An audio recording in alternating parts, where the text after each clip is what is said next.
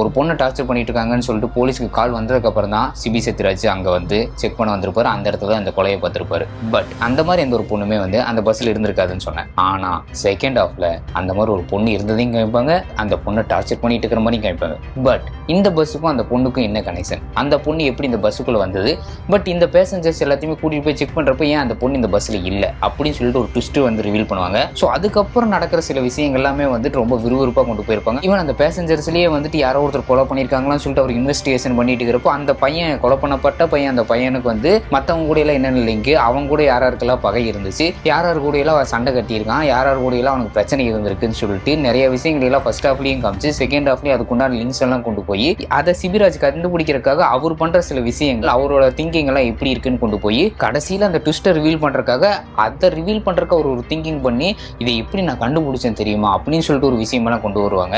அதை வந்து பயங்கர த்ரில்லிங்காகவும் பிரில்லியண்டாகவும் எழுதியிருந்தது வந்து எனக்கு ரொம்ப பிடிச்சிருந்துச்சு. படம் ஃபுல்லாவே வந்து விறுவிறுப்பாவே கொண்டு போயிட்டு இருந்தது வந்து நல்லா இருந்துச்சு.